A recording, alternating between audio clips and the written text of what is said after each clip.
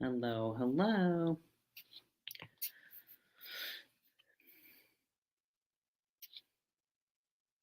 There we go. Sorry, I think I'm having internet issues.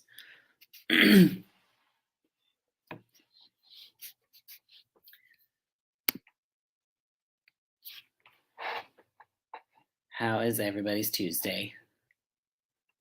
I don't know about y'all. Today feels like a Monday to me for some reason.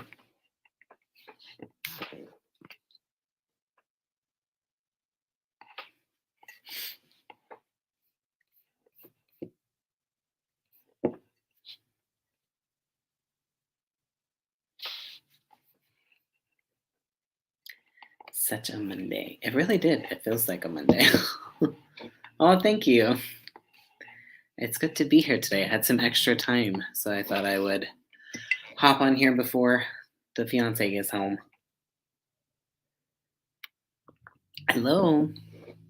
And yes, I'm drinking coffee at almost 8 p.m. because I'll do what I want.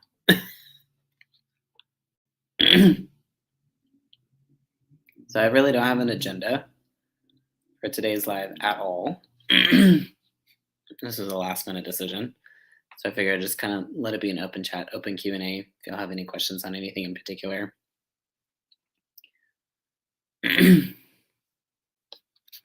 Hello.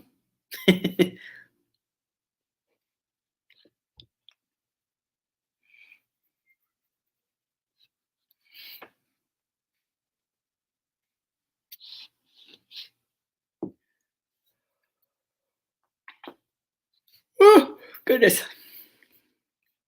Today's been a busy day, like really busy day. But it's my last week of my first clinical rotation, which is crazy. It's already almost done. But I'm like kind of actually really sad that it's ending. Sorry. Because I've connected and bonded with my patients so much. It's like really hard to just know I'm leaving them on Friday. It's hard leaving like in the middle of everything. It's different if they got discharged and, they're going off, but I'm the one leaving. It's kind of sad. Kind of sucks. Your videos have helped me a lot. Oh, I'm glad they have. Well, I'm sorry that you relate to them because that means we have a similar experience, but I'm glad they're being helpful. I'm sorry you're having a rough week. That happens though. I mean, it just does. You have good days and good weeks and bad weeks. You just enjoy the good while you have it. And on the bad weeks, you just try to do 1% better. Really take it day by day. Just do 1% better tomorrow. Oh, thank you.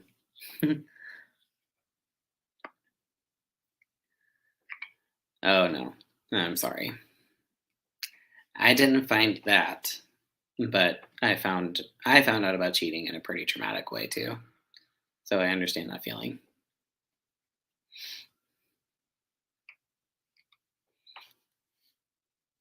So like I said, you guys, I don't really have any specific agenda for today.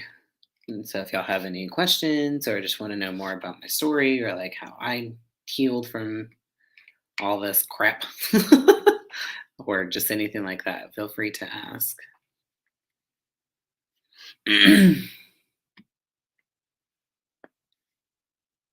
was your videos that actually started me to be aware of what happened for me 18 years. Oh, wow.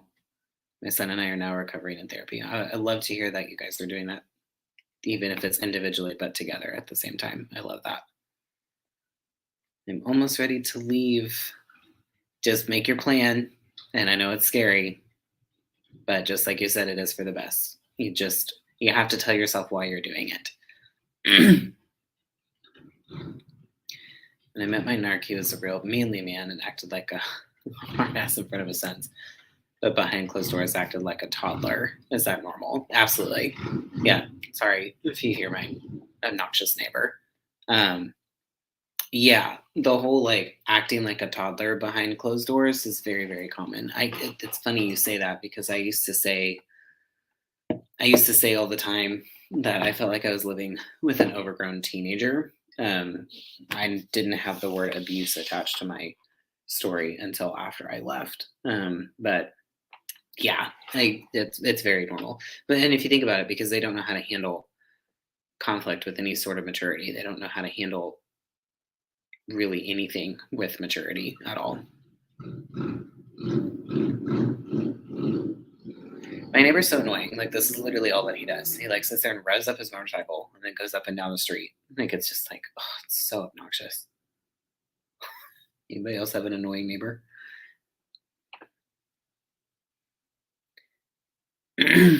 Okay, so I have a.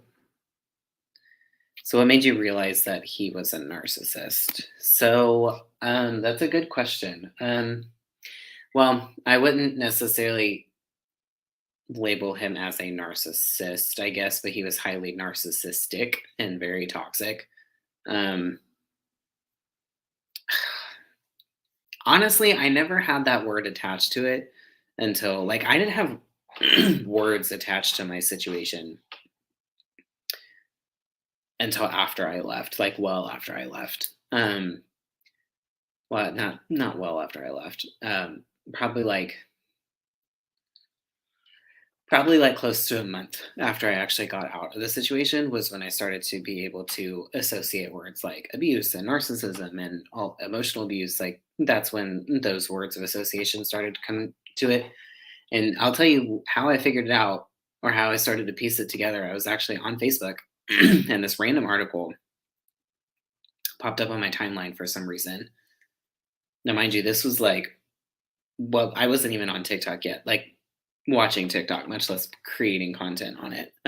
So I don't even know how this popped up on my timeline, but there was this article about like you might be in a narcissistic relationship if, and I was just curious, and so I read it, and I resonated with absolutely every single thing that it talked about, like literally everything.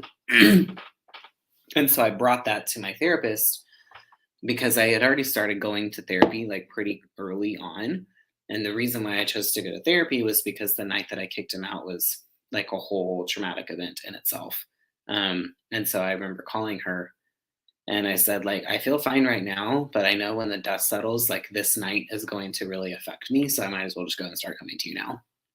And so I brought the information to her that I found on Facebook and I was like, I think this was my situation. Like this all sounds really familiar. Like that it's like I wrote this. And she said, yeah, based on everything that you're telling me, um, I do I do believe that at bare minimum you were in an emotionally abusive relationship. But sorry, I have an eyelash that's like poking down. So every time I blink it bothers me. Um, but she said, based on everything you're telling me, I do believe that narcissistic abuse was present in your relationship. And the fact that I even had a therapist that used that word was a really big deal because a lot of them don't even acknowledge that yet because it's not technically like in the DSM-5. Um, and that's when I realized it. And that's kind of what sparked my journey into learning about this in the first place. And again, I still wasn't even learning it on social media. I was learning it through my own um, researching and looking up, and I haven't started grad school yet. I've actually learned about it in grad school, ironically enough. So that's kind of when I first realized it. It was a while. Um, when I say a while, it was like a month.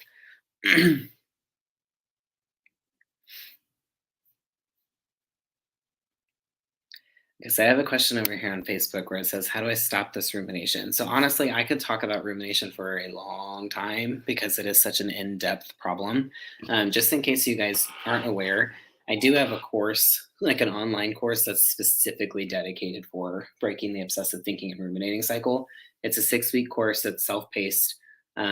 It's written based on what I've learned in school and how to deal with these kind of things because if y'all don't know, I'm getting my doctorate in occupational therapy school. And mental health falls in our framework of practice. And what we as OTs do is it's all about getting back to independence and living quality life. And part of that is in the mental health world too. So it's based on my clinical training, but also the lived experience and the strategies that were working for me. So again, it's called Breaking Free from Rumination on all of my platforms. If you just go to my bio or the About Me section, there's a link in there. You click that; it's like the first tab under my link. And it's like I said, it's self-paced, it's self-guided. There's videos that you can watch, there's articles, there's all sorts of things in there. But it was the most frustrating thing for me by far because it felt very addictive and felt very out of control. But if I can just give like one piece of advice right off the bat, and I know this might surprise people, but in order to kind of break out of this like rumination cycle, we have to create new habits and routines, because essentially what rumination is, it's a bad mental habit that we developed in the relationship because we were constantly in this heightened state of obsessive thinking in the relationship. And unfortunately, it just transferred after the relationship was done. So the first thing that I started to do to kind of help shift my focus was I started to incorporate like things that I enjoyed like back into my world. So I started to work out again. I started to hang out with my friends. I started to do quality time with my friends and family. I started to get back in touch with my spiritual life. I did little like weekend trips, like staycations sometimes, but I just did things to just allow me to make new memories and to experience life, because the rumination would get the worst when I was like home alone. And it's not that I necessarily distracted myself, because that doesn't necessarily do anything either if you're just constantly trying to distract yourself from the problem. But I filled my cup is the best way that I can describe it. So start incorporating things that you enjoy doing that make you feel like you took care of yourself. And that was the first step for me. Then there was a lot of corrective thinking that I had to do, and learning how to managing triggers and like all of that. And I go into like, I have a whole week dedicated to managing triggers, managing emotions, dealing with grief. Like I have weeks dedicated to some of this stuff because it's such a heavy part of rumination. We just don't realize it. So again, that's called Breaking Free from Rumination. If you click on the link, it actually takes you to a free preview of the course. But I do have that. It is there. It's available. I understand how frustrating it is and how difficult that is to move on from, because that was by far the part that took me the longest, is breaking out of that. I just discarded my narcissistic ex 1 month ago exactly. Congratulations. And no contact for 8 days. That's the hard part. So congratulations on that. Your videos gave me the vocabulary and validation. Oh, thank you. And again, I always like feel weird saying thank you to stuff like that, because that means you went through a similar experience that I did. But that's why I do what I did, or why I do what I do, because I needed that. And I felt very isolated, like nobody really understood what I was going through. So that's the whole purpose of why I do what I do. So I appreciate that a lot.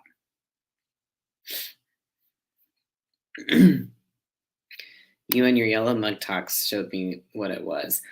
Oh, thanks. And everything else followed perfectly. I gotta be honest, yellow mug talks are my favorite. I really feel like I'm just sitting down talking to you guys. Speaking of that, which I do have my actual yellow mugs out now. I had several people ask me to start making mugs. I would have never thought to do that on my own. So again, I have a whole merch line for it. And there's like t-shirts and sweatshirts. And I just put out tank tops like a month ago. And then there's 3 different mugs that are out there too. But thank you. The yellow mug tucks are probably my favorite thing that I do. I was one of them. Well, thank you for asking for me to make them, because I genuinely would have never thought to do it.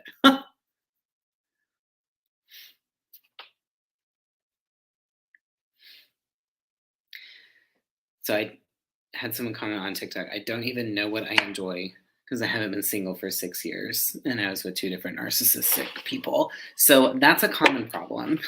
And the reason why it's a common problem is because when you're in these relationships, you're not allowed to do things for yourself. You're not allowed to take care of yourself. Like, you're not allowed to do things that you really enjoy, because if you do things that you enjoy, it takes away from taking care of them and dealing with them.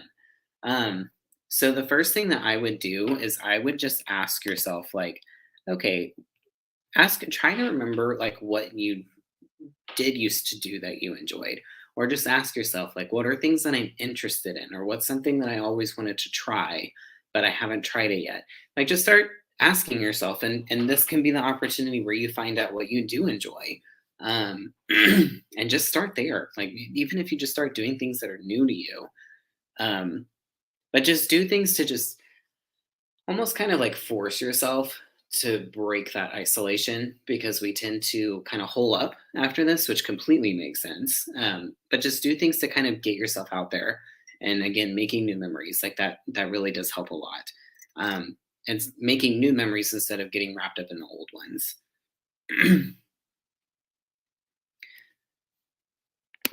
So I have a question over here on Facebook. How long were you with the narcissist? So we were together for 18 months. We lived together for 10 of those. Um, so it wasn't super, super long compared to a lot of people's story, but definitely long enough to do some damage. That's for damn sure.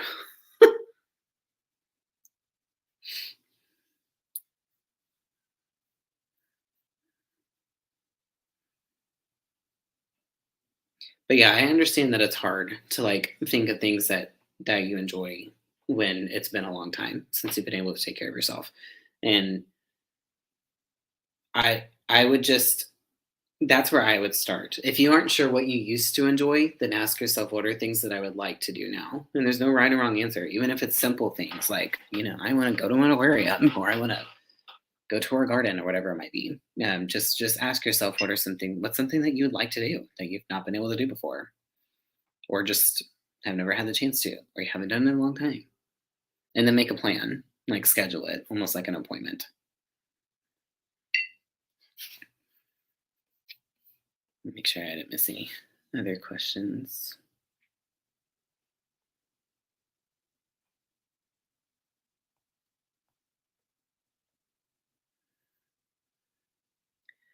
Do mostly all narcissists use weaponized incompetence and throw tantrums?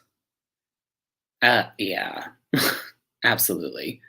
Um, yeah, oh, yeah, absolutely. I mean, if you think about it, weaponized incompetence, I'll just be honest, and I can say this. Men in general are just really good at that. Um, they just are. Like, let's just be honest. Men suck half the time. So they're just really good because like you can't get mad at somebody for what they don't know. Or okay, so this isn't necessarily weaponizing competence, but I'm just going to give a really good example. Max used to, um, well, like most people's stories, the rage episodes were the worst when he'd been drinking.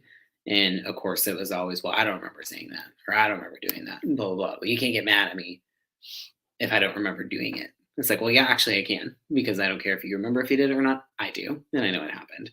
Um, so they do stuff like that, and to make it because they'll do anything that they can to dodge the accountability of their actions.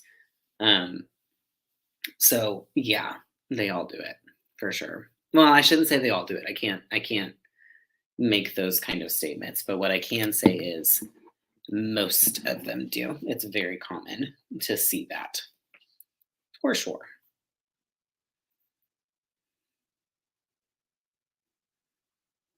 Why do they still think they're married to you when they're not?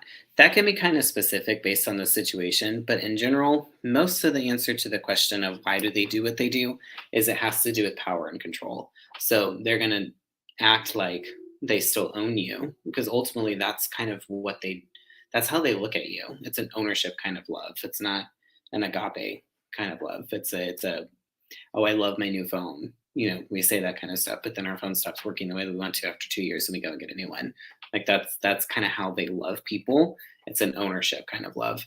And in their mind, they're always really, and in their mind, they're always going to own you. Most of why they do what they do is power and control.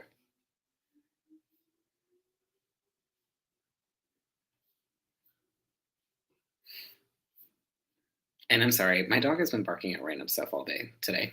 So it's just going to happen. Just is what it is.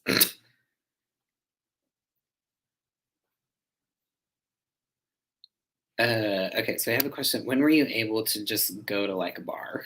I find I'm giggling because I remember this struggle a lot. Um, so just like going out and having fun. So this was hard for me at first. And the reason why is because, well, there were several reasons, but one of the main reasons why this was so difficult for me was because like the gay community fairly small. Like there's only like even in big metroplex areas, like there's still only a certain amount of like gay bars and gay clubs. So it's very common to run into people that you don't necessarily want to run into in the gay community. Um, so I had a lot of fear about going out. Like I really did. Um, because I didn't want to run into him. And so I always went with someone. I never went by myself, which first of all, I just don't like going to bars by myself anyways. I just don't like that. I've never have. Um, but I went with people that I felt safe with.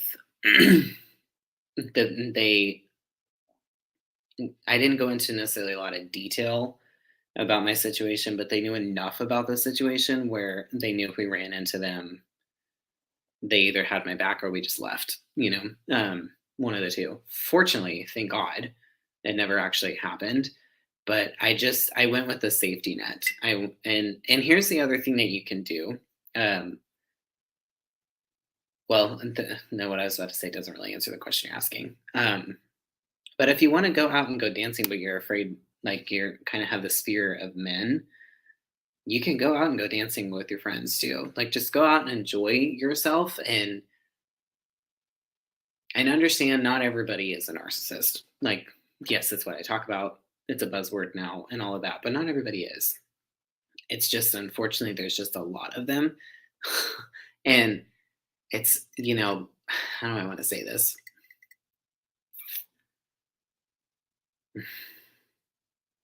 You just have to get to the point. You'll know when you're ready to do like that kind of stuff. So if you don't feel ready, I wouldn't necessarily force yourself to do that. But what I would do is instead of maybe your goal isn't to go out and dance with guys, like maybe you just go out and dance with your girlfriends or just go out and dance with people that you're comfortable with and and by doing that then maybe like because you have the safety net, like let's say someone comes and asks you to dance and like okay, maybe I'm ready for this right now. Try it out for a few minutes. If you're not feeling it, then you go back to your friend circle, whatever it might be. But definitely go with a safety net the first couple of times. I really say all the time just because of the world we live in. But have that safety net there. That helped me a lot. So is my situation why I decided to go and get my education in this field? So no, actually. It's not why I chose the field that I chose. I had actually always wanted to be an OT, but life just kind of happened. Like I graduated with my undergrad, and I decided like my senior year, like, okay, no, I really do want to be an OT, but I had like some prereqs that I had to finish, and I didn't want to do a whole nother year at the university I was in. So I finished the degree and then just did the prereqs the next year. And then after that is kind of when life happened. And I just allowed myself to get distracted. My fear of not getting into school held me back from even applying to school. And fast forward 8 years later. Now, the ending of the relationship, I would say, kind of gave me this mindset of like, well, what do I have to lose? Like at this point, I had just turned 30. It was COVID times. It was 2020. Like everything was just kind of up in arms. And I just decided, you know what? Every time something would happen with a job or a career, I'd always go back to, I want to go to OT school, but I would never do it because I was afraid of not getting in. And so I finally just was like, you know what? Screw it. Like if I don't get in, I'm in the same situation that I'm in right now. So I might as well try. And then I applied and I got in. But what I didn't realize is how much of a role OT plays in mental health. And so I kind of started doing all this on social media and doing my one-on-one coaching, like all of this. And as I was learning what we do in mental health, it aligned with what I did with coaching. And it was just like, oh my gosh, this is like a beautiful marriage of what I'm already doing and what I've always wanted to do. So no, it didn't influence what field I wanted to go into, but I do think the ending of that relationship and just wanting to reclaim my life for me and do what I wanted to do, regardless of what anybody else thought, um, was a catalyst for me applying, if that makes sense. So that was a good question. Hi, Heather. Thank you for the roses. Um, Sorry, I'm scrolling. I get like, oh, I always forget to do this. There's a way on like TikTok, if you swipe to the left, like your comments are a lot bigger, and I always forget to do that. So I'm like sitting here squinting, and I don't have to.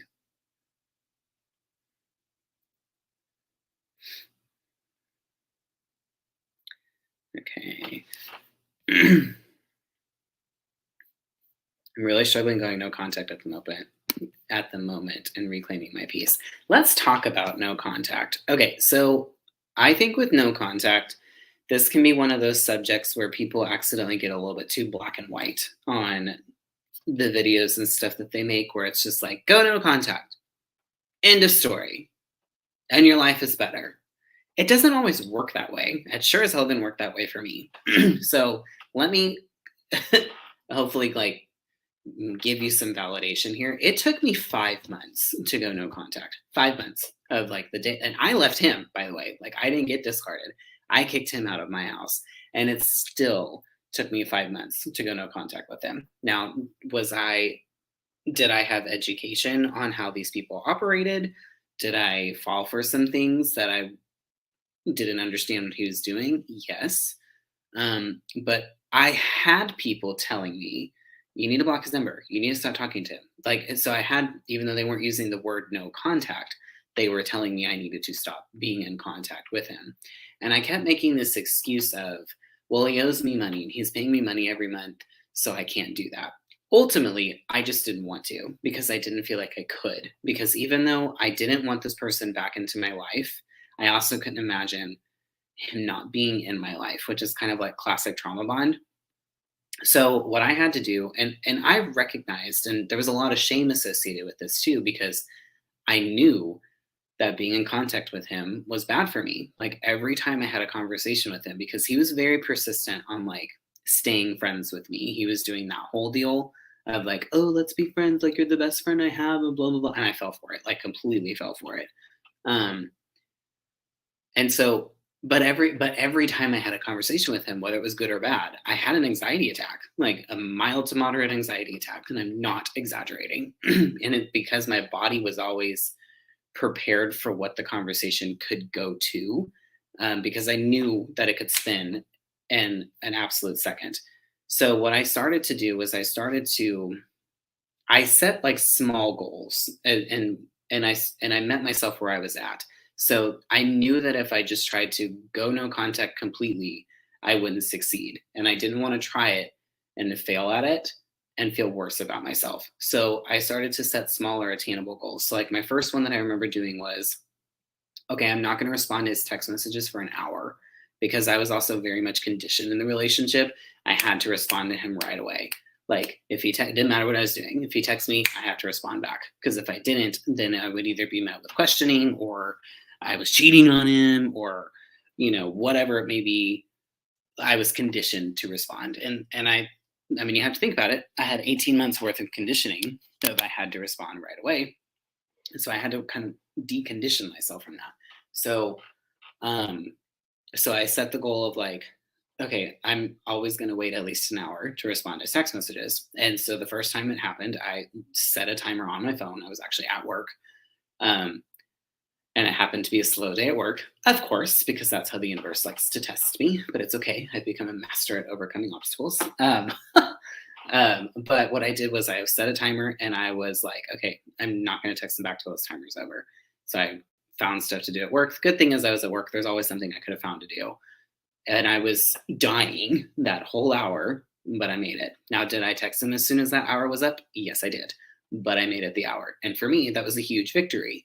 So it was like, it was something that was still difficult, but it was a goal that I knew I could obtain. And then the more I got comfortable with that, then it was, okay, I'm no longer going to talk to him on the phone. I'm only going to respond to him in text message. And then it was, okay, I'm not going to text him back till the next day. And then somewhere in there was like, I blocked him on all the social media, because at one point I had him blocked on everything except for Snapchat. And so then I ended up blocking him on that. And I don't remember where that fell in the goals, but eventually I did that. And it also helped that the more I was learning about this kind of stuff, the more I could start to see him for who he was. And I was watching out everything I was learning play in front of me. Because just so you guys know, the manipulation and the lying and all of that, it doesn't stop when the relationship stops. The abuse doesn't stop just because the relationship stops. If you are still in contact with them, the abuse will continue, period, end of story. Um, and so the more I saw him for who he really was and not who I wanted him to be, the easier no contact also became, because I was like, there's nothing that this person can offer me. Like, there's nothing that he can bring me other than anxiety and peace and stress and pain. Like, there was nothing, there was no, he can't elevate my life in any way, form, or fashion. um, and so by the time, now, yes, he was still paying me money every month, and there were like a few things that we had to separate, and like all that. Um, but once it got to the point where he had his last payment to me, he was dragging it out, and I knew why he was doing this, because he was dragging this payment out because at this point in time, like, we weren't on the phone plan together. We didn't have a storage unit anymore together. He had moved to a different state. Like, this payment was literally the only thing that was keeping us in contact. And he knew that. So he was dragging it out for like 2 weeks and making up all these excuses of why he couldn't pay. And it finally got to the point where I went to text him about the payment. And I just asked myself, is this worth me talking to him at all? And my answer was no. And I didn't say anything to him. I didn't warn him. I didn't give an explanation. I simply just hit the block button and I was done. And because I was working on my self-worth, I was seeing him for who he was. I had set attainable goals. I never broke it. Like, when I went full on no contact, because I built my way up to it, I did it and I never looked back. I never was tempted. I never wanted to talk to him again. And I really think that if I had tried, I don't think, I know that if I had tried to just go no contact, like sometimes us content creators can make it sound like, oh, just go no contact. It wouldn't have worked. Like, I know it wouldn't have. I wasn't ready. And so I think because of how we talk about it, sometimes we can accidentally put too much shame on people when they're not there yet. I literally have clients sometimes, and I don't talk about it that way, but this is how it happens. I've had clients like not set an appointment with me or a coaching call with me for like a couple of weeks, and I reach out to them like, hey, are you okay? Blah, blah, blah. And then when we get back on the call, eventually they're like, I haven't set an appointment with you because I broke my no contact, and I didn't think you would work with me anymore because I broke my no contact. And I'm like, what?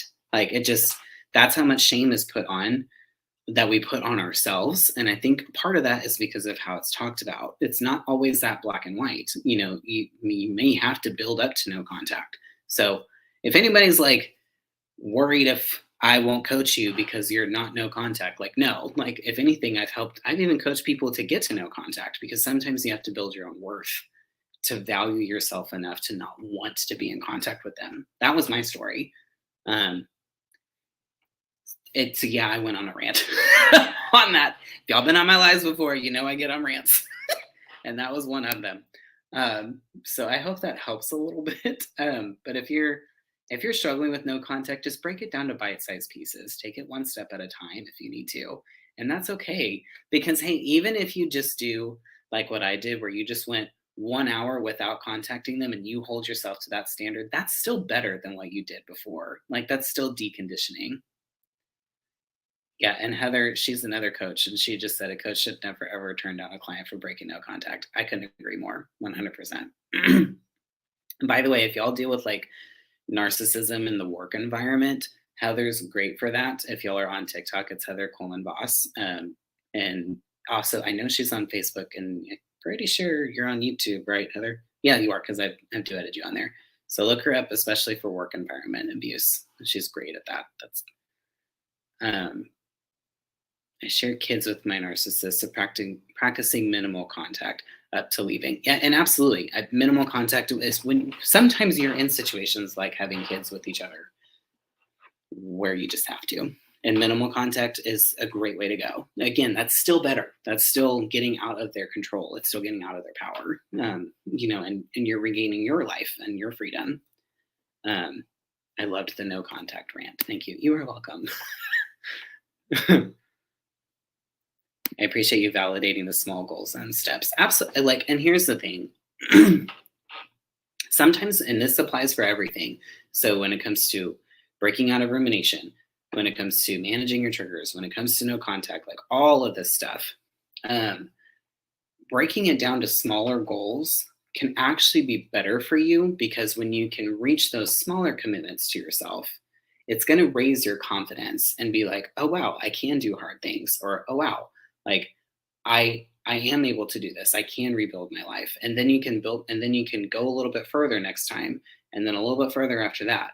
I think sometimes when we accidentally try to go too far, it sets us up to get more disappointed in ourselves instead of just like meeting ourselves where we're at, and just starting there and working our way up to it, almost like a snowball effect. Like, I mean, that's how snowballs built. It starts small and then it grows into this huge thing. And that's kind of how this works. And you just got to break it down to bite-sized pieces. And there's absolutely nothing wrong with that.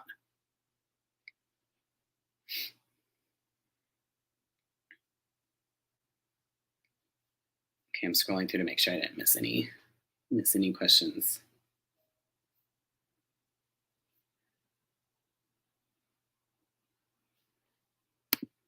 On Facebook, they said no contact for almost 2 weeks. Congratulations. It was a tough day. Went for a quick hike after work, and then took myself to dinner music. I love that. And that's a great example of having healthy distractions to occupy your time and your mind when you're tempted. So I love that you did that. Why is it that they always win? Okay, I know it feels that way, but I want you to define what winning looks like to you.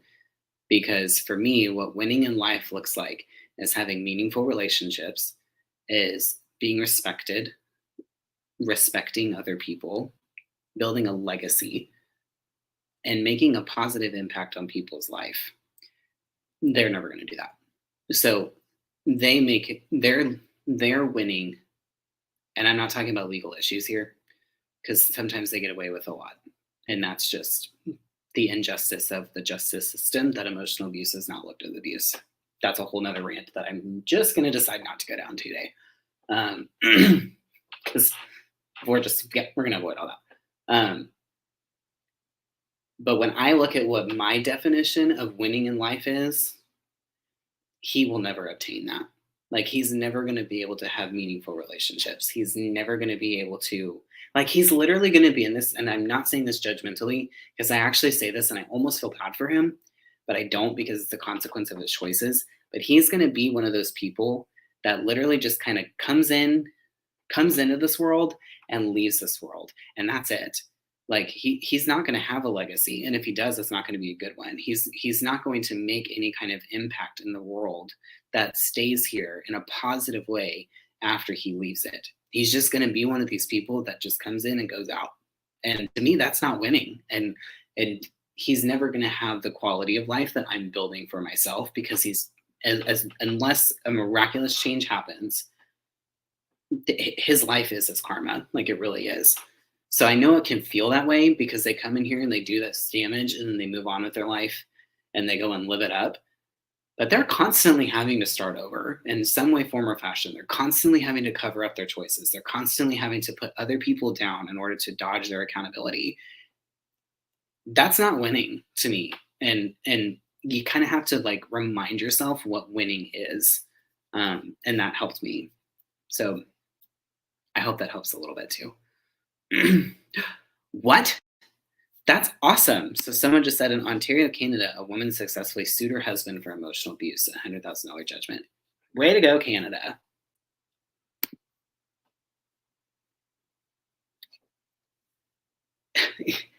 I was thinking about this with my ex too. Would anybody even attend his funeral? That's, yeah, kind of what I've thought about with mine too. I'm sure there would, because there's always people that they keep at arm's distance, so that way they have people that think they're still a good person, but those are like their acquaintances. And if you notice that, it's the acquaintances that stick around. They don't really have people that are like real good friends that stick around. Someone asked, do you still go to therapy? I go as needed. Part of the reason I don't go as often anymore is my schedule, because I'm in grad school and it's a little bit nuts. So yes, I still have my therapist. I just don't go to her every week like I used to.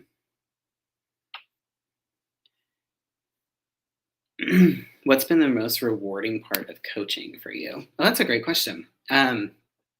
Watching people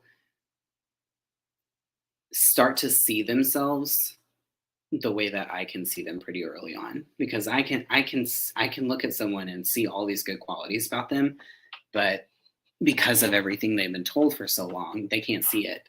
And so it's hearing their success stories. I mean, usually I have people tell me after about 4 or 6 sessions is when they start to really feel the difference, and you can tell, like, their eyes just start to look brighter and they don't look as heavy, and they start telling themselves a different story about themselves. And it's the successes, like the small things, like when they say, like, okay, I made a nail appointment and I actually kept it and it made me feel so good. It's like it's those little things that seem like so small, um, but they're big victories for us. And it's really just like, I think it's great when I have a call and they're like, I don't know what to talk to you about today.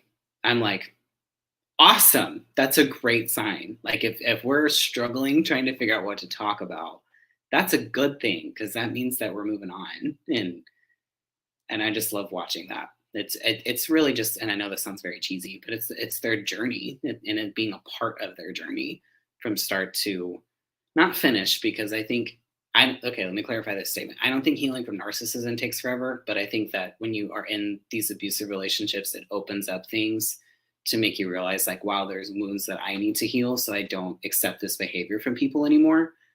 And I think that part of the journey is more continual. Um, but it's just from start to the point where they don't have to heal from the narcissist anymore. And just watching that journey, it's just really beautiful. So I love it. That's a good question. No one's ever asked me that before, so thank you for asking that. Mine has the childhood friends that stick around out of loyalty, really. Yeah, I've heard of those situations too, where it's like they're friends with them just because they have been their whole life, but they see them for who they are. And it's like, I still kind of have a problem with those people though, because it's like, how can you be friends with someone like this? Like, I could never. Like, if I ever found out that any of my friends were doing what my ex did to me, I'd be like, yeah, you're no friend of mine. Sorry. I don't know. That's just how I feel about it. Because what does that say about you? Like, that you would want someone like that to be a part of your circle and invite someone like that in your home. Like, I don't like what that says about you. Like, by the way, side rant. Welcome to Lives with Trey, where side rants happen all the time. If you have people like in your life, like mutual friends that want to be this whole like Switzerland bull crap of like, I don't pick sides. Like, okay, well, if you don't pick sides, then you are directly picking to not be friends with me, because again, if you know and you validate, or you even saw some of the things that my narcissistic ex did to me, and you still want to be friends with both of us, like, no, you're indirectly choosing not to be friends with me. I don't play that game, because I no, like, just no, like, don't worry about being Switzerland. I will make up the decision for yourself. So if you have people doing that, there's a couple of reasons why they could be doing the Switzerland thing. One, they could be a flying monkey in disguise, so watch out for them. Number two, they're so non-confrontational that they just allow people to do this kind of stuff, and I don't want to make waves, so I'm just not. And or number three, they may be just as trauma bonded to them as you were, but in a friendship way. Like, one of the people that I coached that was most heavily trauma bonded was their best friend. It wasn't even a romantic relationship, so they could be at that point too, where they're just that deep in the trauma bond that I can't help them, and they have to be able to see it for themselves. There was a mutual friend of ours that ended up coming back into my life 2 years after we broke up, because they finally saw it, because they were just as trauma bonded as I was, but in a friendship. So you just got to do what you got to do. Hello, new follower. Thank you for following. If you're not for me, you're against me, no in between. Pretty much. Like, that's pretty much how it was for me. Like, you're either for me or against me. Sorry, I got a little fired up over that one, because I had a friend that did that and it just pissed me off. I was just like, you're sitting here validating everything that I'm saying, but yet you're still wanting to be friends with them. I just don't understand. I just, I just couldn't.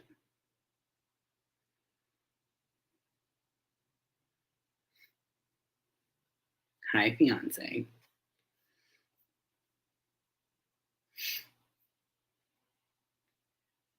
Okay, we're gonna send good vibes.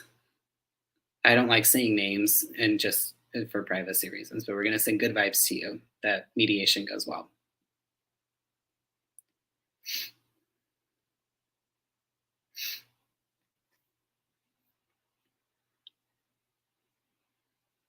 What? Okay, so I have a question. What does it mean when a narcissist is being distant or goes to bed early? That could mean a lot of different things. Um,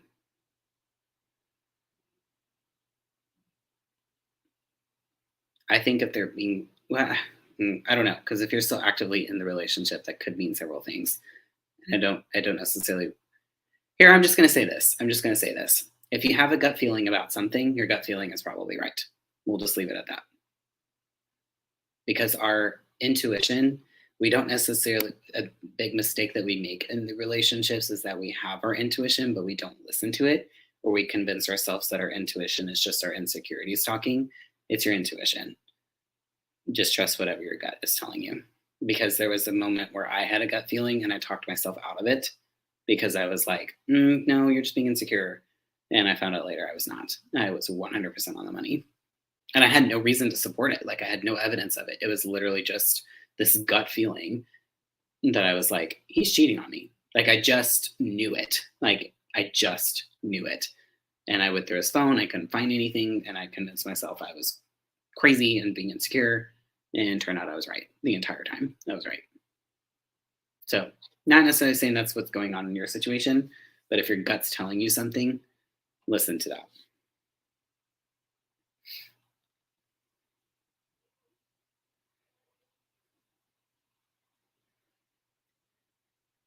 Do narcissists plan ahead to take everything you have? Sometimes it. I mean, that absolutely can happen. Again, I'm gonna repeat something that my therapist told me. I can't say black and white statements like, "Oh, it's always this, or it's never this, or it's never that," because it's just not how the human race works. But I can say things like, "This is very common," or "We see this often." Like I can say those kind of phrases. So have I heard of that? Absolutely. Does that happen all the time? No. Sometimes they don't have that much foresight. um, because sometimes they can be really smart, but also they can be really dumb at the same time too. Did I ever tell you that when I left him, he was going nuts on Facebook and I didn't mention him at all? No. So mine did the whole like, I didn't really mention anything on social media either, but he was doing this like dog whistling kind of stuff on his social media. So he was posting things like people don't abandon people they love, they abandon people they're using, and like all like just stupid stuff like that. And he did post this screenshot one time between him and his sister. And this is something that was actually sent to me. I'd already blocked him, but he had moved already and like all this stuff. And his sister commented on a post that he said about how she was so happy that he dumped that toxic piece of shit, referring to me. And his sister, and they give whatever. That's a whole other story. But somebody sent that to me, and I'm not gonna lie, I was still in contact with him, so I sent that to him. I was just like, "Oh, really? Like, oh, really?" I don't remember exactly what I said to him. And again, y'all don't do that because they're just gonna deny it. Because he's like, "Oh no, that wasn't about you. That was about the other guy." And I was just like, "Okay." So I mean, you have evidence and you call them out on it. They're still gonna find a way to explain it away. But yeah, it was stuff like that. But I was pretty quiet. Actually, I deactivated my social media for like 4 months because I needed a break. I couldn't do it.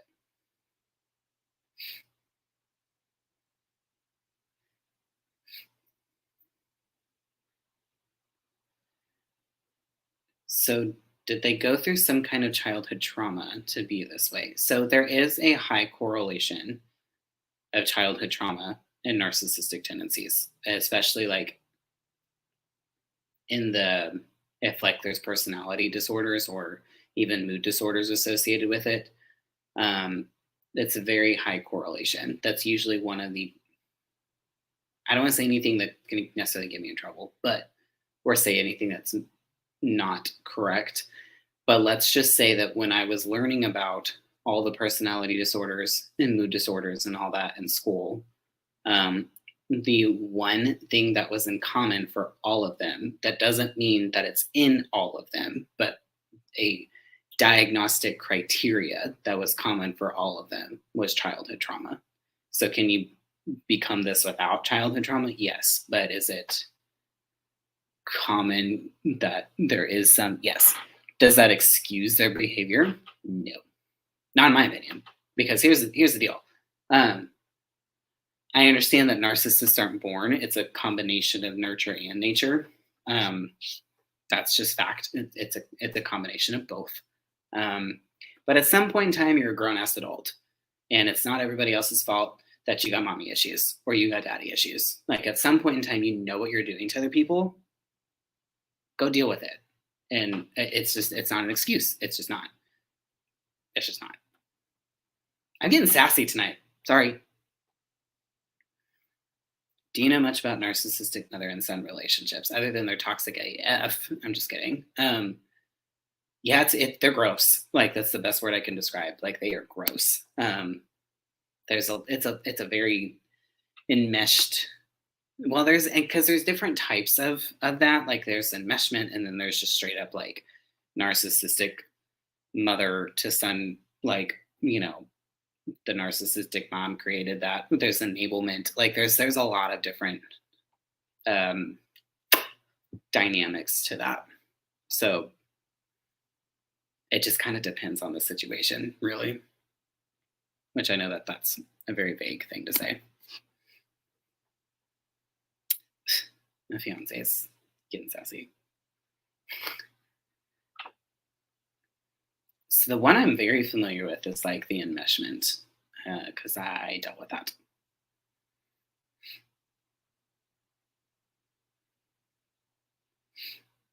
Oh, do I have stories on the golden middle-aged male child and his mama? I bet you do. You've helped me through the worst nightmare of my life. Thank you. Oh my gosh, that is so sweet. Thank you. I appreciate that. Do they know at the beginning of the relationship that it will eventually end? So here's my opinion. I can only speak from my personal experience. And from my personal experience, I absolutely think that he knew it was going to end at some point. Um, because I think he just knew. I know he knew. I know that he did. And here's why I know that he did. I think he knew it was going to end at some point. It was just a matter of time when I made the decision. I don't think he was ever going to leave me, uh, but I knew that he knew because I remember he would make comments to his best friend. I remember this so clearly. It was probably within like literally the first month, if not month and a half, of him and I dating. We were at his best friend's house and we were talking about his ex-husband. And then he looked at me and he said, well, when you and I get divorced, then whatever he said. And I just remember looking at him. I was like, why would you say that? Like who a month into the relationship says things like they're already planning for the breakup or they're already planning for the divorce? Like that's not normal. And so he was saying stuff like that in the honeymoon phase. You know what I mean? Like when people were like normally all lovey-dovey and all of that. He was already making comments about, well, when we get divorced, it's not going to be that way. Or when we get divorced, I'm going after this, or whatever. And then when we moved in together in the month of September. We were sitting on the couch watching TV and he made this comment. Well, actually, he started crying. And it was one of the first times it was like genuine tears that he was crying. Most of the time when he cried, nothing was happening. There's a lot of drama, but no tears. And this time it was the opposite. It was like a lot of tears, but no drama. And I asked him what was wrong. And he said, I'm just so afraid of effing all this up because I F up every good thing in my life. And I feel like that was probably the most honest he ever was with me in our entire relationship because 2 months later he was cheating. So I think he knew. I think he just knew it was a matter of time. And that's why he kind of could see the signs of me getting over his bullshit. Because when I started to get tired of it and stand up for myself is when his behaviors got worse and to the point where he crossed the line that he knew if he crossed, I couldn't go back from, which that was where I felt physically unsafe. Because that was at least one boundary I was able to hold was I was not, if it ever crossed the line of physical, I was done.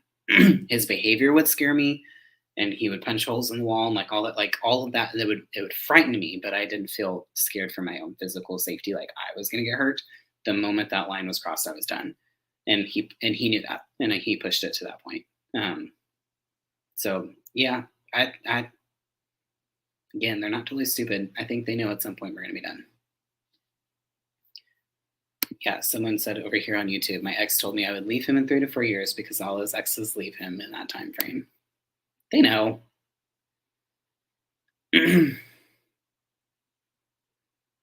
He was already thinking about cheating. I don't think he was cheating yet. Uh, but I think he knew. And it's because it's kind of like I don't know. I can sit here and try to psychoanalyze it all day. Reality is he's a self sabotager and he can't sustain normal. Like he just can't. So, any tips for discovering or finding new but healthy distractions? Because all of mine involve friends at bars and restaurants with too much alcohol. First of all, I'm glad you recognize that. That's not necessarily healthy long term. It's fun for a little while, but yeah, long term, it's not necessarily super healthy. So, with finding new healthy distractions, it kind of goes back to like what I was talking about earlier was just ask yourselves like what's something that I want to try that I've never tried before, or what have I been too afraid to try, or something like that.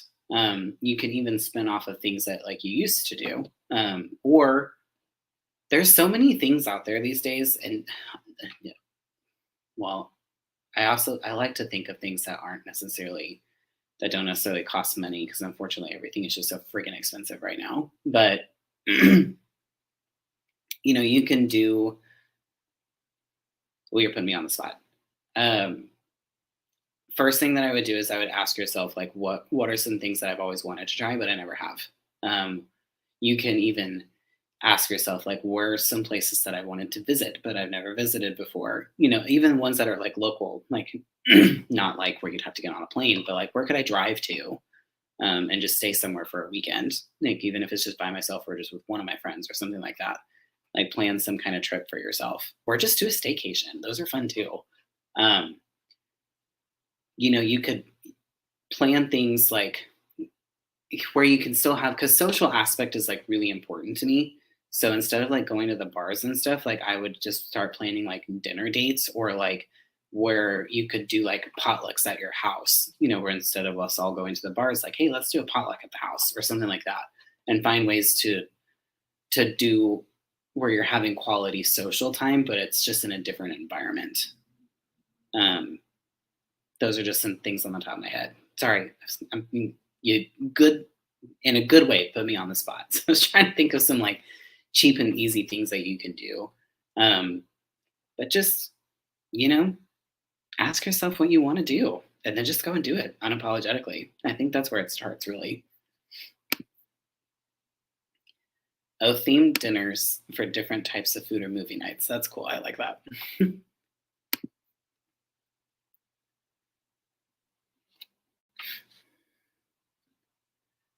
All right, checking comments again. I probably have like maybe 10 more minutes, you guys. So if y'all have any other questions, don't hesitate to ask. There's no such thing as a silly question. Yeah, I agree. So someone on here said I started to the gym for my mental health. I did too. Well, actually, I wasn't at the gym because when I left, it was May of 2020, so we were still in shutdown. So I started working out at home and going. Here's the weird thing: I started running, which up until that point, like I historically hated running. I literally quit soccer when I was a quick kid because it was too much running. I still do it to this day now. Like I don't know. I just had an itch to go run, and I was like, okay, well, whatever, I'll do it. But just doing something to get your body to move in general, it doesn't even have to be hardcore. Like you can just do some jumping jacks or doing yoga, like or going for a walk in your neighborhood. But that does so much for your body and so much for your brain too, like, and just the chemicals and neurotransmitters and all of that that it does. It's a natural antidepressant, really.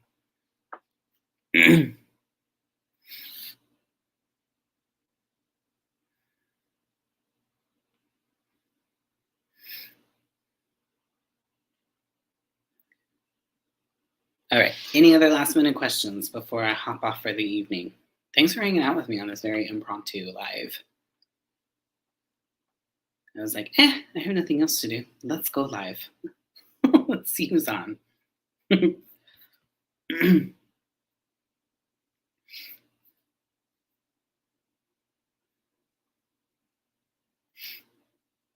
Oh, just a reminder as well, over here on the TikTok land. If you aren't following me on my other platforms, just in case this whole TikTok ban goes any further, please make sure you're following me on everywhere else. I'm on Facebook, Instagram, and YouTube. It's pretty much the same handle anywhere except Instagram has a 1 at the end of it. Please make sure you're following me on there. If you're not following me on YouTube in general, I post an exclusive video on YouTube once a week that's only there, and you can't find it on any of my other platforms. So make sure that you're following me on YouTube so you don't miss those. It's where I go into more depth about certain things. Like the video I just posted this week, it was talking about the question that I think is one of the most what's the word I'm looking for? One of the most harmful questions that you can ask during your healing journey. And that's what I kind of talked about this week. So just make sure you're following me on the other stuff too. So in the future, should I walk away at the first red flag? Okay. I'm going to be very careful with my answer on this. A lot of people are going to tell you yes. But sometimes okay. I'm going to just tell you about my experience with my fiance. So there were some things that I guess some people could have said were red flags in our relationship. For me, they weren't red flags. They were just something that I paid attention to, like kind of filed away. So one of them was he was fairly recently out of a relationship too.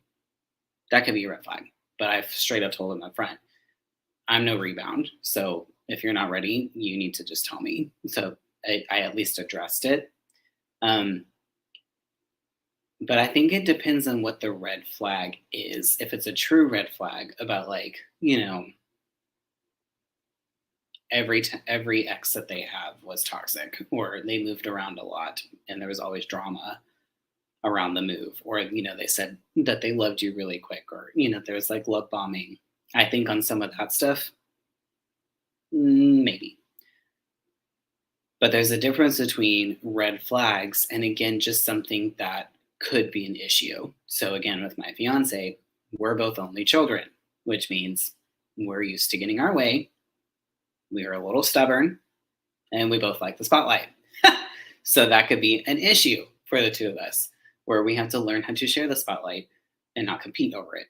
With my narcissistic ex, it was always a competition. There wasn't even a competition. I just gave up. I put myself in a shadow. But because I wasn't willing to put myself into a shadow again, not that I'm, understand what I'm saying.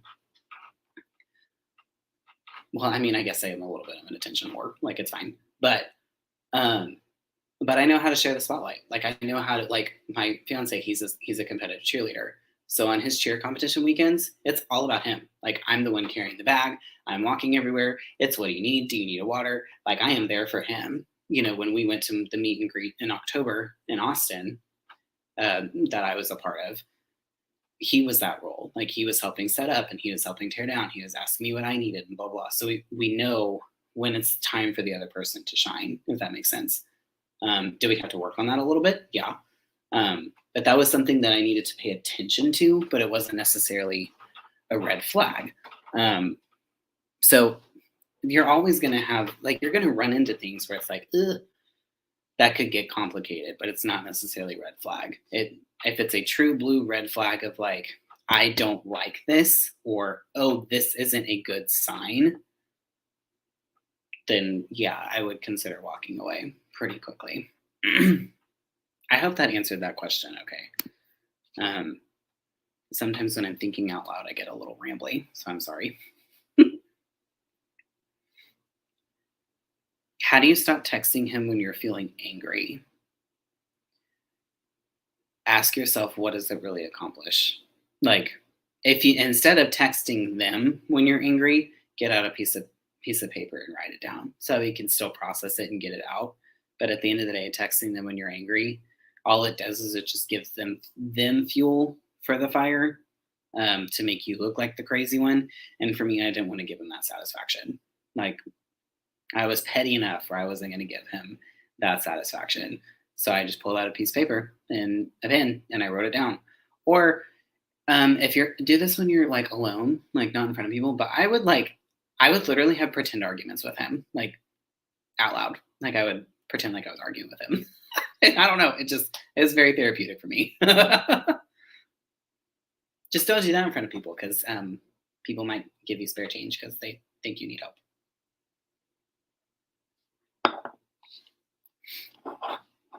It's a real party up here in my brain, you guys. Y'all should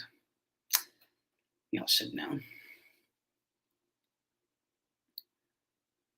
All right, you guys. I am going to hop off of here. I can see why I should do that alone. Yes. I'm sorry, but I think pretend arguments are actually pretty dadgum therapeutic. Like, I don't know. I just think they are. Just do it alone, like in the comfort of your home, in your bathroom, or in your shower. One of those two. Um, but again, you guys, I know I brought this up earlier. I only talked about it once, but if you guys need any help when it comes to like managing triggers, your obsessive thinking thoughts, managing emotions, anything like that, even keeping no contact, check out my course. It's Breaking Free from Rumination. um, it's in the link in my bio on all my platforms.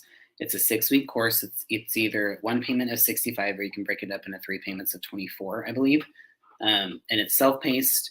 You can't speed it up, but you can take as long as you want to. And it goes into how to track your obsessive thinking cycles so you can kind of get yourself off of it sooner. There's a week about managing emotions. There's 1 week about dealing with the grief. There's 1 week about managing triggers. There's also 1 week about finding closure and reaching acceptance. It's a total of 6 weeks. And it's everything that finally started to work for me. So again, check that out. There's a free preview on it. If you just click the link, it actually takes you straight to the free preview. But I wrote that so that way you guys would have the resource that I desperately needed at the time. And I think that what took me 5 months to do can really take you 6 weeks because you actually have a plan that's laid out for you. That was the biggest problem for me. I didn't know what to do. So I just had to do trial and error and just figure out what worked. So that is there, that's available. And then, like I said, if y'all have any questions, don't hesitate to leave comments on the videos and stuff. And outside of that, y'all have asked great questions tonight. And I appreciate all the support that you guys continue to give me. It really is an honor to get to do what I do. And just even if this is like the most that I get to be a part of your healing journey, this is a huge honor just to just be a small part of your healing journey. So I hope you guys have an incredible evening. Stay safe, stay strong, stay balanced, and just remember that you are worthy of being loved, valued, and respected. So love you guys. Have a great evening, and I will catch y'all on the next live. Bye, y'all.